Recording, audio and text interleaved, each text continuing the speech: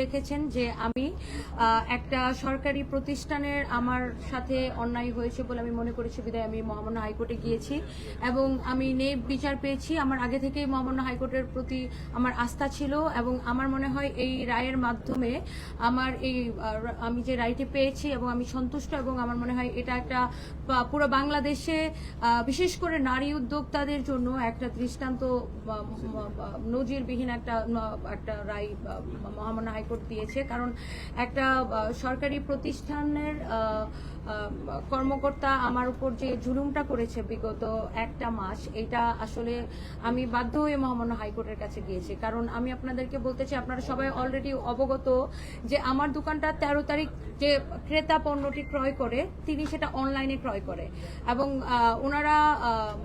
উনি ক্রয় করার পরে 53 দিন পরে, যেখানে ভুক্ত অধিকারের 60 ধারা অনুযায়ী স্পষ্ট করে বলা আছে যে পণ্য ক্রয়ের 30 দিনের মধ্যে অভিযোগ করতে হবে, সেখানে যিনি ক্রেতা ছিলেন তিনি অনলাইন থেকে পণ্যটি কেনার আপনার 53 দিন পরে উনি ভুক্ত অধিকারে কমপ্লেন করে। এখানে আরেকটা ইম্পর্টেন্ট বিষয় আমি আপনাদেরকে নোট দিতে চাই, আমার সানভিজ বাই তনি প্রতিষ্ঠান কোনোদিন কারো কাছ থেকে অ্যাডভান্স কোনো টাকা পয়সা নেয় নাই, আমরা কোনো কাস্টমার থেকে অ্যাডভান্স নিই না, আমরা সম্পূর্ণ ক্যাশ অন ডেলিভারি দিই। এবং এখানে আমরা একটা নোট দিয়ে রাখি কাস্টমারদেরকে, যেহেতু আমরা হোম ডেলিভারি দেই, আপনার সামনে অপশন আছে, আপনি ডেলিভারি ম্যান যখন যাবে আপনি পণ্যটি চেক করে তারপরে হচ্ছে আপনি পণ্যটি টাকা দিয়ে তারপরে রিসিভ করবেন।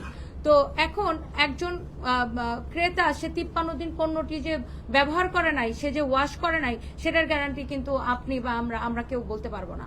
তো যেটা আসলে সম্পূর্ণ আইন বহির্ভূত, 53 দিন পরে ওনারা অভিযোগটি গ্রহণ করে এবং সেটি ক্রেতা পণ্যটি ক্রয় করে অনলাইনে, কিন্তু ওনারা আমাদের শোরুমে এসে এটার কাগজ দেখতে চায় যে আমার সেলসম্যানদের কাছে। তো আসলে অনলাইনের পণ্যের কাগজটা তো আসলে সেলসম্যানরা শোরুমে দিতে পারবে না, বা এটা তো আমাদের একটা শোরুম, অনলাইনের বিষয়টা আসলে ওটার হিসাব তো আমাদের অফিসে থাকে।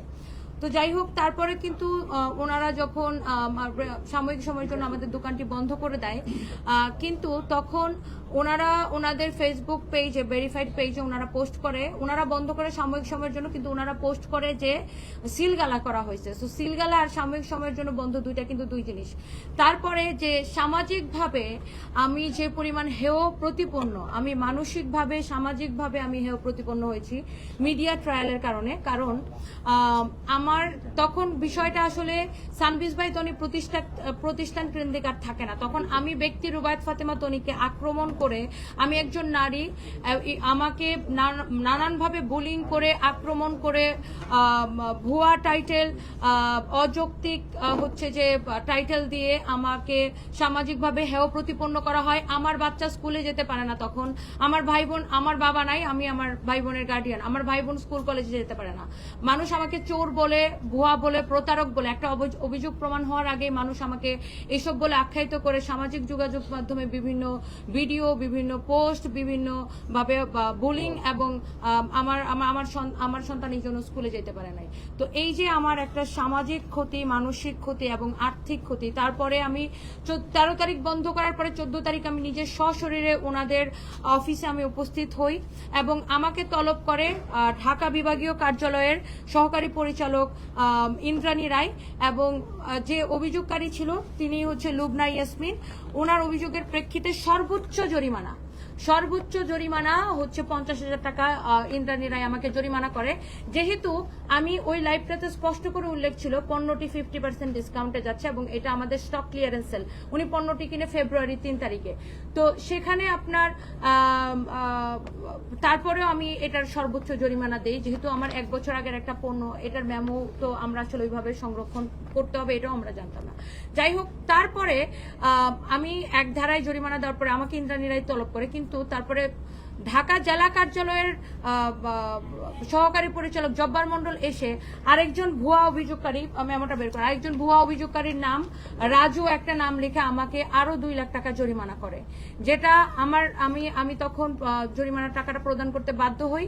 কারণ তখন ওই সময় আমার কাছে মুখ্য বিষয় ছিল যে যেহেতু সামনে ঈদ আর আমি আসলে আমাকে ব্যবসা করে চলতে হবে, আমি জরিমানার টাকাটা দিয়ে আমি এখান থেকে মানে আমার দোকানটা খুলতে চাই, এবং ওনারা আমাকে আশ্বস্ত করে জরিমানার টাকা, এখানে আমার 2টা জরিমানা রসিদ আছে, জরিমানার টাকা দিয়ে দিলে ওনারা আমাকে আমার দোকানটা খুলে দিবে। কিন্তু পরবর্তী সময় আমি জরিমানা দেওয়ার পরে ওনারা আমাকে বলে যে আপনার হচ্ছে আমাদের সাথে একটা টক শো করতে হবে ডিজি মহোদয়ের সাথে, তাহলে আমরা আপনার সব শোরুম খুলে দিব এবং আমরা আপনার অন্য কোনো শোরুমে অভিযান চালাবো না। তো স্বাভাবিকভাবে যেহেতু আমার আরো শোরুম আছে, তো আমি চাই নাই যে আমি আরো কোনো ক্ষতির সম্মুখীন হই, যেহেতু আমি সামাজিকভাবে বিধ্বস্ত, অলরেডি আমাকে বুলিং টুলিং করে অনেক কিছু হয়ে গেছে এর মধ্যে। তো আমি তখন এক প্রকার আমার অনিচ্ছা থাকা সত্ত্বেও আমি কিন্তু আমি টক শোতে যাই ওনাদের, এবং টক শোতে কিন্তু আমি ওনার কথা বলেছি আমি আমার নিজের জায়গা থেকে। এবং আমি এটা এখনো বলতে চাই যে আসলে আমাদের শেখার কোনো শেষ নাই, আমরা প্রত্যেকটা মুহূর্তে শিখি। আমি অনেক কিছু শিখেছি সেটার মাধ্যমে, আমি হয়তো অনেক কিছু জানতাম না, কিন্তু আমি জরিমানা দিলাম, আমি টক শো করলাম, তারপরে কোনো এক অদৃশ্য কারণে এর পরের দিন থেকে আমার দোকান আর খুলে দেওয়া হয় না। কিন্তু আমি যার থেকে পাইকারি কাপড় কিনি, লাকনি কালেকশন নামে, তাদের দোকানে তারা অভিযান চালায় তাদের দোকান থেকেই একদিন পরে খুলে দেয়। এবং লাকনি যেখানে স্বীকারোক্তি দেয় যে সে আমার কাছে 5000 পিস পাইকারি 5000 পিস পাকিস্তানি ড্রেস সে আমার কাছে হোলসেলে সে বিক্রি করে, তো সেখানে লাকনি দোকান খুলে দেওয়া হয় একদিন পরে, কিন্তু আমার দোকান কোনো এক অদৃশ্য কারণে কেন জানি খোলা হচ্ছে না, যেখানে আমি জরিমানা দিয়ে দিছি। এবং আমি জরিমানাটা দেওয়ার পরেও আমি কিন্তু বারবার যাই, তাদেরকে রিকোয়েস্ট করি। জরিমানার পরে তারা তদন্ত কমিটি গঠন করে। যদি তদন্ত কমিটি গঠন করতে হয় সেটা জরিমানার আগে করবে, পরে কেন তদন্ত কমিটি গঠন করা হলো?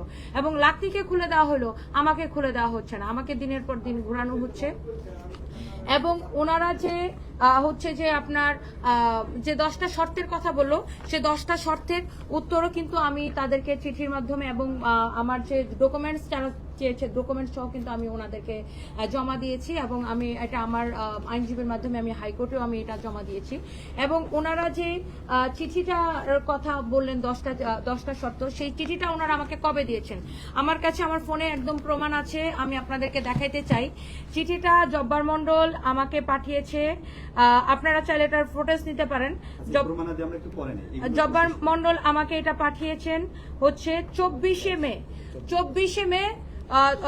2024, হ্যাঁ 24শে মে। কিন্তু ওনারা আমার দোকান বন্ধ করে 13 তারিখ, আমাকে জরিমানা করলো 14 তারিখ, তাহলে ওনারা আমাকে শর্ত দিল 24 তারিখ। তাহলে এতদিন ধরে আমার দোকান আমি ক্ষতির সম্মুখীন, আমার ব্যবসা বন্ধ হয়ে আছে।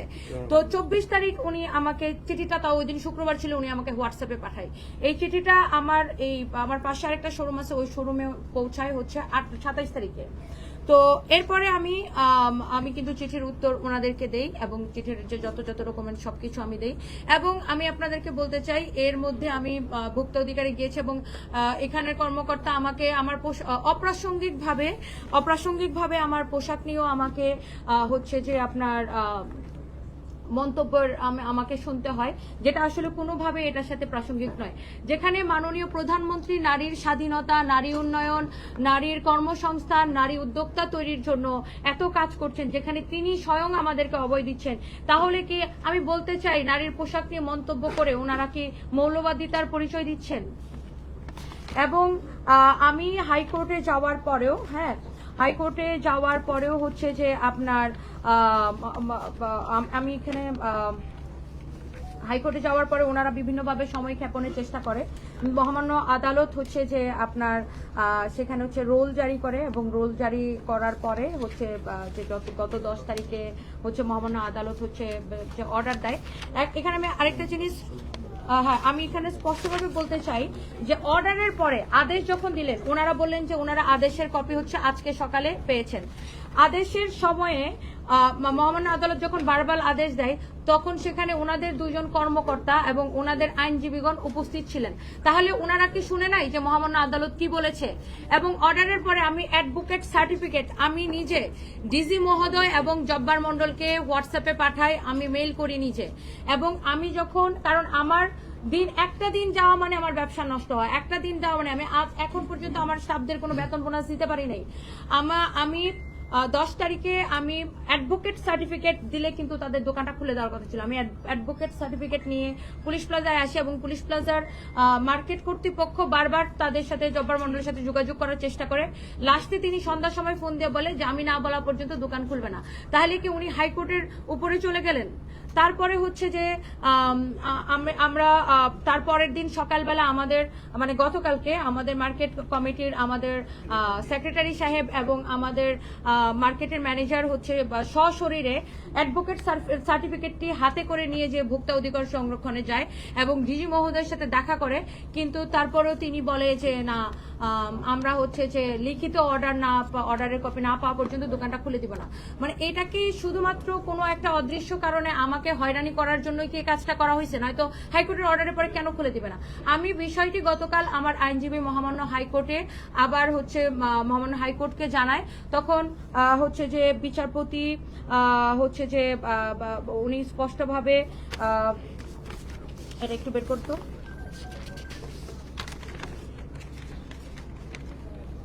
হ্যাঁ আমি জানাই, এবং আদালত অধিদপ্তরের এমন আচরণে ক্ষোভ প্রকাশ করেন এবং হচ্ছে যে আদালত দুপুরে হচ্ছে সার্টিফাইড কপি দেন।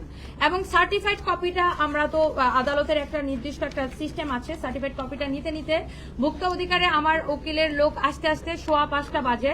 তখন সেখানে ওনাদের অফিসের সকল মানে মোটামুটি অনেকেই উপস্থিত ছিলেন। তো আমার গতকালকে যখন অর্ডারের কপিটা নিয়ে যায়, ওনারা অর্ডারের কপিটা বের করে ছবি তুলে রাখে কিন্তু অর্ডারটি রিসিভ করে না। এটাও কি আমাকে হয়রানিমূলক নয়?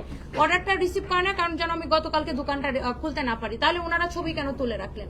আর ওনারা যদি ওনারা বলে অফিস আওয়ারের বাইরে রিসিভ করবে না। অফিস আওয়ারের বাইরে সরকারি কর্মকর্তা যদি অফিসে অবস্থান করতে পারেন তাহলে চিঠি কেন রিসিভ করবেন? আজকে সকালে পুনরায় সকাল 9টায় ওনাদেরকে অর্ডারের কপি পাঠানো হয়। তারপরে মহামান্য আদালত 24 ঘন্টার সময় দেয় ওনাদেরকে অর্ডারের লিখিত কপিতে, যে 24 ঘন্টার মধ্যে আমার দোকানটি খুলে দেবে। এই প্রেক্ষিতে ওনারা আজকে এসে আমার দোকানটি খুলে দেয়। এখন আজকে 28 দিন পরে আমার দোকানটি খুলে হয়, প্রায় 30 দিন, বা গত 13 তারিখে বন্ধ হয়, আজকে 12 তারিখ। তাহলে এই যে আমি এখন আমার প্রশ্নগুলো আপনাদেরকে বলি। আদালত বলেছেন আমার দোকান বন্ধ করা যুক্তিসঙ্গত নয়, নট রিজনেবল, এটা মেনশন করেছেন হচ্ছে আদালতের রায়ে। তাহলে জব্বার মন্ডল কেন অযৌক্তিকভাবে আমার দোকান 28 দিন বন্ধ রাখলেন? কেন আমাকে আদেশের কপি না দিয়ে জরিমানা করা হলো? আমার দোকান যে তারা বন্ধ করেছিল তখন কিন্তু আমাকে কোনো আদেশের কপি তারা দেয় নাই, জরিমানার পরেও কোনো আদেশের কপি আমাকে দেয় নাই। এবং রাজু নামের যে অভিযোগকারীর ওনারা পেলেন আরেকটা 2 লাখ টাকা জরিমানা, রাজু নামের যে অভিযোগকারীর নাম লিখতেন, সেই রাজু ব্যক্তিটিকে, এই অদৃশ্য রাজু ব্যক্তিকে, আর আমাকে যে লাখটি মাল দেয় তার দোকান কিভাবে খুলে গেল, আর আমার দোকান কোন অদৃশ্য কারণে বন্ধ থাকলো? একজন নারী উদ্যোক্তার পোশাক নিয়ে কটূক্তি এবং অপমান কেন করা হলো? আদালতের নির্দেশের পরেও কেন এত চলচাতুরি আমার সাথে করা হলো?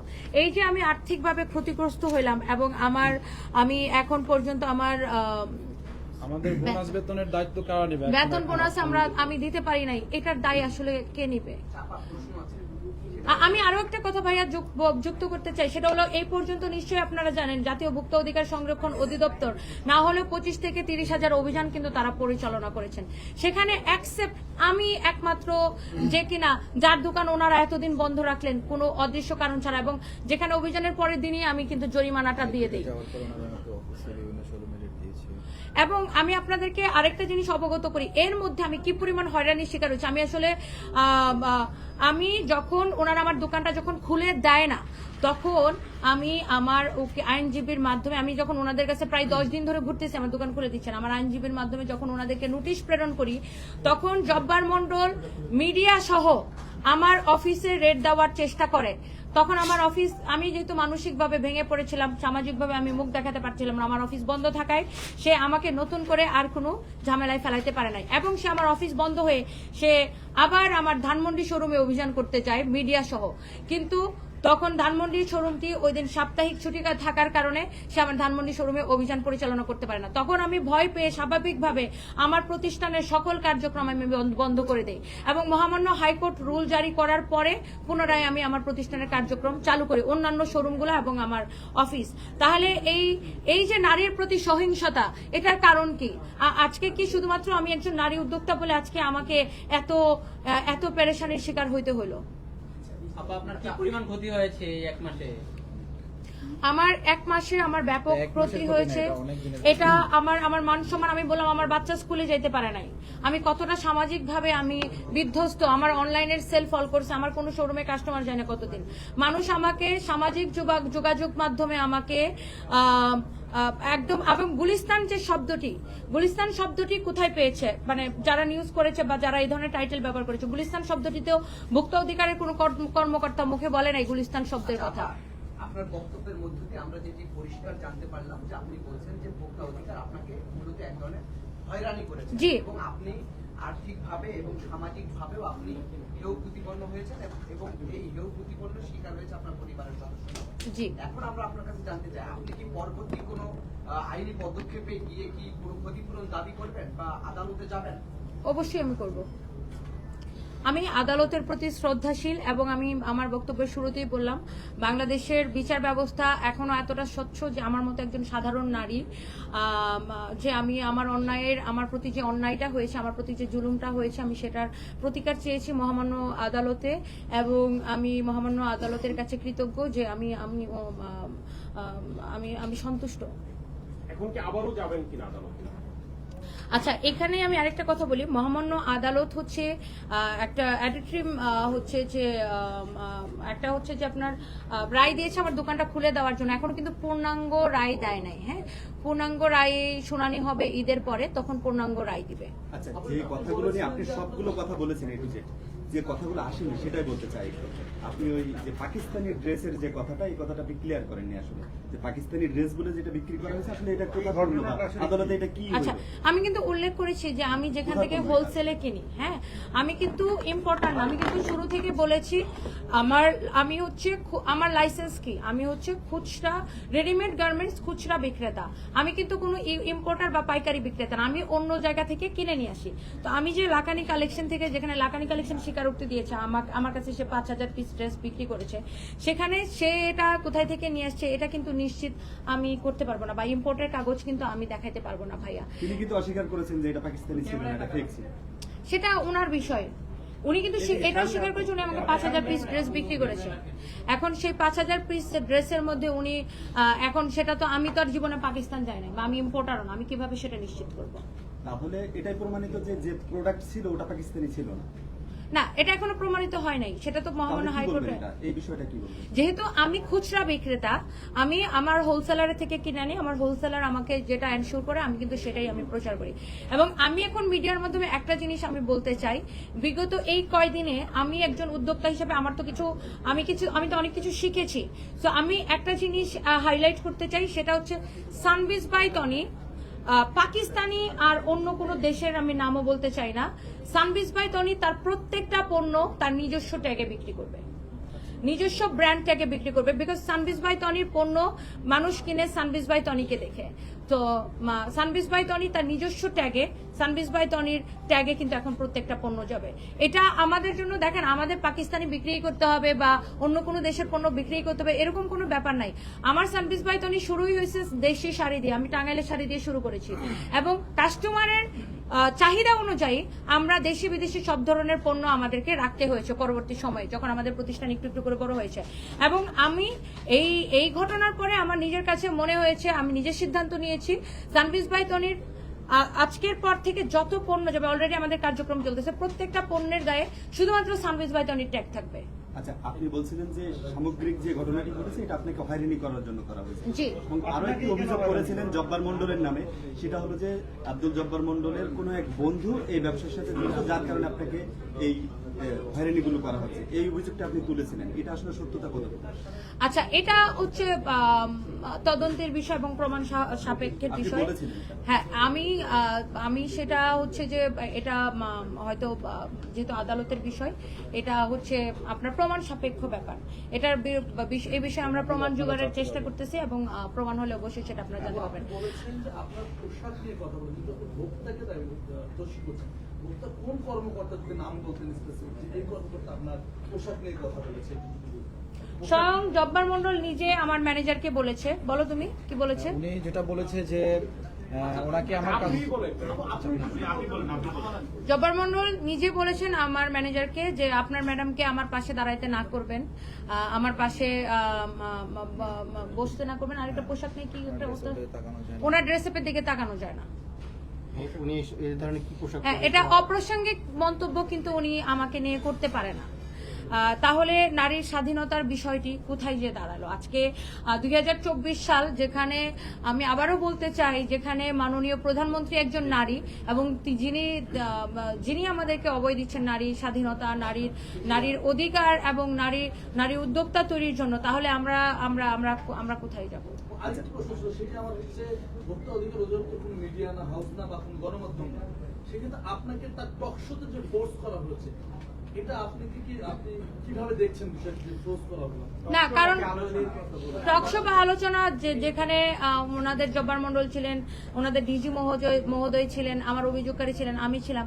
আসলে এই আপনি একজনকে একটা অপরাধ যদি প্রমাণিত হয়, আপনি কয় ধরনের শাস্তি দিলেন? আপনি দোকান বন্ধ করলেন, আপনি 2 ধারায় জরিমানা নিলেন, আপনি মিডিয়া ট্রায়াল করে একটা মেয়েকে, একজন মাকে, একজন নারী উদ্যোক্তাকে আপনি সামাজিকভাবে বিধ্বস্ত করলেন।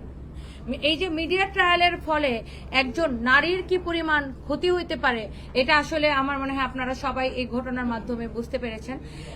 যেখানে আমি আসলে আমি এতটাই মানসিকভাবে বিধ্বস্ত ছিলাম ওই সময়টাতে, যে এত নিউজ, এত এই হচ্ছে প্রতারণা, গুলিস্তান, এইসব বিভিন্ন শব্দ ব্যবহার করে যে নিউজগুলো করা হয়েছিল, আমি একটা সময় আসলে আমি সিদ্ধান্ত নিয়েছিলাম যে আমি আসলে আর এই ব্যবসা করবো না।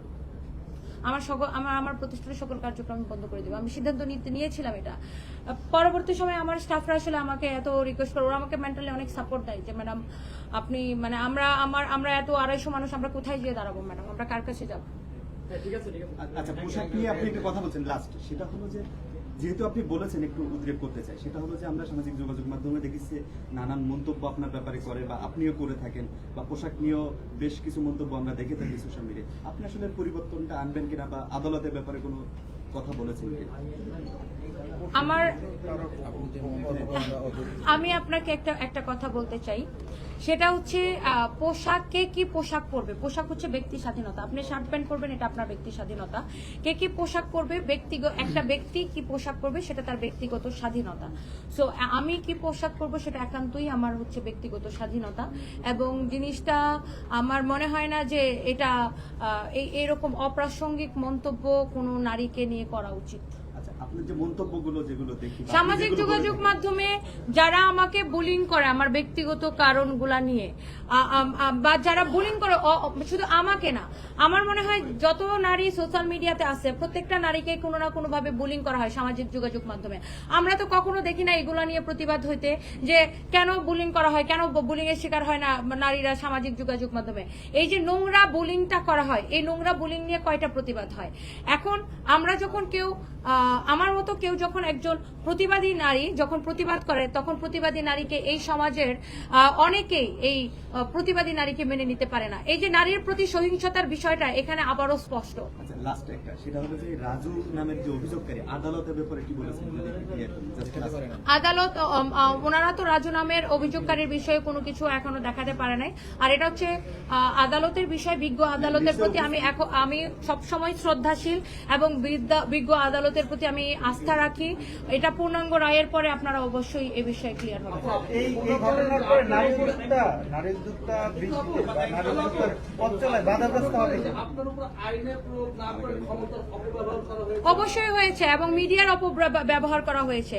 একজন নারীর বা একজনকে যখন আপনি দোকান বন্ধ করবেন, শাস্তি দিবেন, সেখানে আবার মিডিয়া ট্রায়াল কেন? যেখানে আমি 14 তারিখ নিজে যে স্বয়ং জরিমানা দিয়েছি, তারপরেও ওনাদের কথায় আমি টকশো করেছি। পরের দিন ওনারা আশ্বস্ত করেছিলেন পরের দিন দোকান খুলে দিবে। পরের দিন আমার ম্যানেজার যায়, যাওয়ার পরে ওনারা বলে আপনার ম্যাডামকে আবার আসতে বলেন। পরের দিন আমি আবার যাই, পরের দিন আমাকে সারাটা দিন বসায় রাখা হয় সেখানে।